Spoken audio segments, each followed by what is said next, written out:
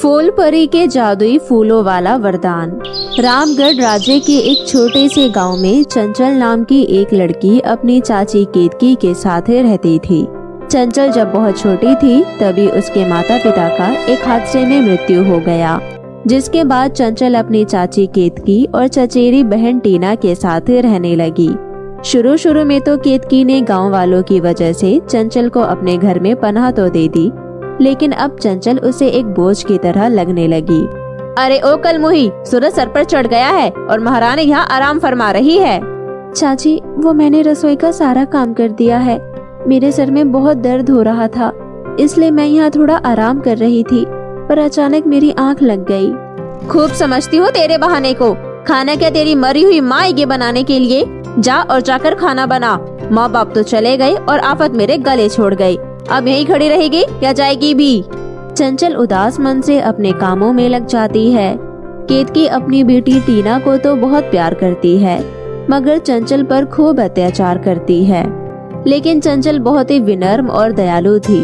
वो अपनी चाची से जली कटी सुनने के बाद भी उसकी बातों को अनसुना कर अपने कामों में मस्त रहती थी। एक बार गांव में बहुत बड़ा मेला लगा था। सभी बच्चे बहुत ही खुश थे। केतकी अपनी बेटी से कहती है, टीना बेटा देख, मैं तेरे लिए बाजार से सुंदर सुंदर फ्रॉक लेकर आई हूँ। अरे वाह मम्मी, ये फ्रॉक तो बहुत ही सुंदर है। मैं अब इसे पहनकर मेला देखने जाऊंगी। तभी चंचल डरते हुए अपनी चाची से कहती है, चाची आप मेरे लिए कुछ लेकर नहीं आई?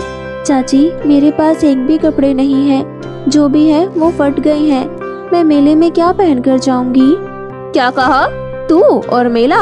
अरे तुझ कलमुही को अपने साथ मेला दिखाने लेकर कौन जा रहा है? यहाँ खाने को खाना मिल रहा है ना, उसे ही अपनी गनीमत समझ। जा और जाकर अपना काम कर, समझी? बिल्कुल सही कहा मम्मी, ये फटीचर की इतनी औकात नहीं कि ये हमारे साथ मेला देखने जा सके। और तू सुन फटीचर, तू सिर्फ इस घर की नौकरानी है, नौकरानी, समझी? तो खुद को इस घर की बेटी समझने की गलती मत करना। चलो मम्मी, हमें देर हो रही है। इतना बोलकर दोनों माँ बेटी मेला देखने चली जाती है और चंचल बेचारी घर में अकेली रह जाती है। माँ, आप लोग मुझे इतनी जल्दी छोड़कर क्यों चले गए? माँ, आज अगर आप लोग जिंदा होते तो मुझे ये दिन कभी नहीं देखना पड़ता। आपकी बहुत याद आती है माँ। चंचल रोते रोते सो जाती है। अगले दिन, अरे ओ महारानी, क्या आज पूरे दिन सोकर ही बिताना है क्या? चल जल्दी उठ और जाकर कुएं से पानी भर कर ले आ, घर में पानी नहीं है। जी चाची, अभी लाती हूँ। चंचल पानी का मटका लेकर कुएं पर पानी भरने चली जाती है। वो पानी भरकर घर की तरफ आ ही रही होती है, तभी रास्ते में उसे एक बूढ़ी औरत मिलती है। बहुत प्यास लगी है बेटी, थोड़ा पानी मिलेगा? प्यास से मेरा गला सूखा जा रहा है। हाँ क्यों नहीं अम्मा, ये लीजिए, आप ये पानी पी लीजिए। पर बेटा, ये पानी तो तुम अपने घर के लिए ले जा रही हो। अगर मैं ये पानी पी लेती हूँ फिर तो तुम्हारा मटका खाली हो जाएगा। कोई बात नहीं अम्मा, यही पास ही कुआं है, मैं वहाँ से दोबारा पानी भर कर ले आऊंगी। आप कृपया ये पानी पीकर अपनी प्यास बुझा लीजिए। इतना बोलकर चंचल उस बूढ़ी अम्मा को अपने मटके का पानी पिला देती है। तभी वो अम्मा एक बहुत ही खूबसूरत परी में बदल जाती है। ये देखकर चंचल थोड़ा घबरा जाती है। आप कौन है? घबराओ नहीं चंचल, मैं फूल परी हूँ। मुझे तुमसे मिलकर बहुत ही अच्छा लगा। तुम बहुत ही प्यारी लड़की हो और तुम्हारी मुस्कान फूलों की तरह है।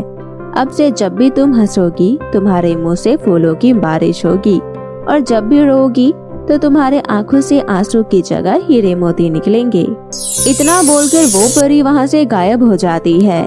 इधर चंचल को अपनी चाची का ख्याल आता है और वो जल्दी से कुएं से पानी भरकर घर की तरफ निकल जाती है। इधर चंचल के अब तक घर नहीं आने की वजह से केतकी बहुत ही ज्यादा गुस्से में थी। चंचल जैसे ही घर आती है उसकी चाची उसे एक जोरदार चांटा लगाते हुए बोलती है, इतने देर से कहाँ गुलछटे उड़ा रही थी? लगता है तो पहले की मार को भूल गई है, तभी तेरा अब घर के कामों में बिल्कुल भी मन नहीं लगता। बता, इतनी देर से कहाँ थी?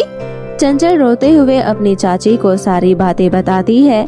तभी केतकी देखती है कि चंचल के आंखों से आंसू की जगह हीरे मोती निकल रहे हैं, और वो जब बोल रही है तो उसके मुंह से फूल निकल रहे हैं। बेटी, ये क्या हो रहा है? तेरे आंखों से हीरे मोती कैसे निकल रहे हैं? बेटी, ये कैसे हुआ, बता मुझे। चंचल अपनी चाची को सारी बातें बताती है। सब सुनने के बाद केतकी चंचल से कहती है, ठीक है, अब जा और जाकर खाना बना। टीना बेटा कहाँ हो? क्या हुआ मम्मी, सुबह सुबह किस लिए चिल्ला रही हो? बेटा मेरी बात को ध्यान से सुनो। और फिर केतकी अपनी बेटी को भी उसे कुएं पर पानी भरने के लिए बोलती है। देख बेटा, रास्ते में बूढ़ी औरत मिले तो तू उसे पानी पिला देना, और फिर तुझे भी उस फूल परी से ये जादुई वरदान मिल जाएगा। बस एक बार तुझे वो वरदान मिल जाए, फिर देखना मैं कैसे इस कलमुही को इस घर से धक्के देकर बाहर निकालती हूँ। ओफो माँ, अब ये क्या बकवास है, मैं और किसी बुढ़िया को पानी पिलाऊं? नेवर, मुझसे ये सब नाटक नहीं होने वाला है माँ। ये आप उसे नौकरानी को जाकर बोलो। बेटा समझने की कोशिश कर, अगर तुझे भी फूल परी का वो वरदान मिल गया, फिर तो तेरे लिए राजकुमारों की लाइन लग जाएगी और हम दुनिया के सबसे अमीर इंसान हो जाएंगे बेटा। एक दिन की बात है, प्लीज बेटा मान जा। ठीक है मम्मी। केतकी टीना को किसी तरह से कुएं पर जाने के लिए मना लेती है। पता नहीं ये नौकरानी की बच्ची इतना भारी मटका कैसे अपने सर पर उठा लेती है, मेरे से तो उठाया ही नहीं जा रहा। एक काम करती हूँ, पानी को कम कर देती हूँ, वैसे भी वो बूढ़ी परी ज्यादा पानी थोड़ी ना पिएगी। ये सोचकर टीना मटके में थोड़ा पानी डालकर घर की तरफ जाने लगती है। लगता है इस नौकरानी की बच्ची ने मेरी माँ से झूठ कहा, यहाँ तो कोई बूढ़ी औरत नहीं है और अब तो घर भी आने ही वाला है। आज तो मैं उस नौकरानी की बच्ची को छोड़ूंगी नहीं।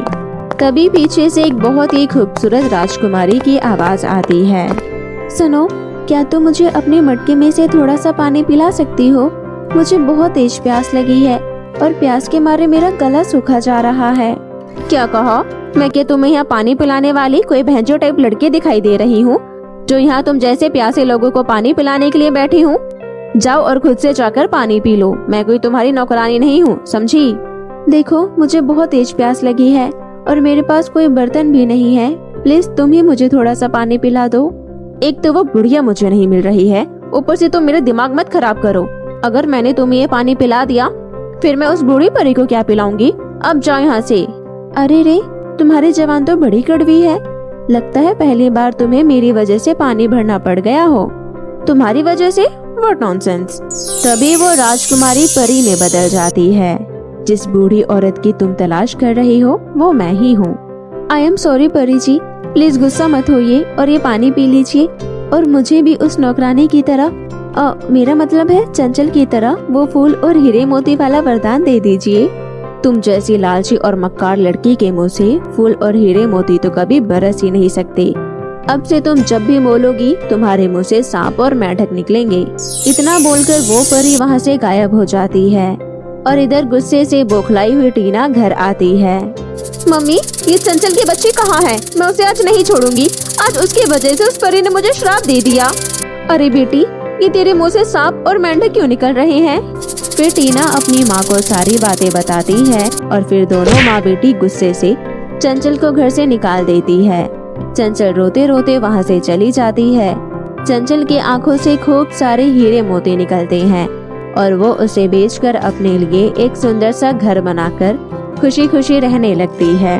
इधर केतकी अपनी बेटी टीना से बहुत ही परेशान हो जाती है क्योंकि टीना अब जब भी कुछ बोलती उसके मुंह से सांप और मेंढक निकलते और एक दिन वही सांप केतकी और टीना को डस लेते हैं और दोनों की मौत हो जाती। तो मेरे प्यारे दोस्तों, कैसी लगी आपको हमारी ये कहानी? हमें कमेंट करके जरूर बताएं और इसे अपने दोस्तों के साथ भी शेयर करें। और हाँ दोस्तों, अगर आपने अब तक हमारे चैनल को सब्सक्राइब नहीं किया है तो जल्दी से नीचे लाल बटन दबाकर अभी कर लें। तो मिलते हैं आपसे फिर किसी नई कहानी के साथ, तब तक के लिए आप अपना ध्यान रखें।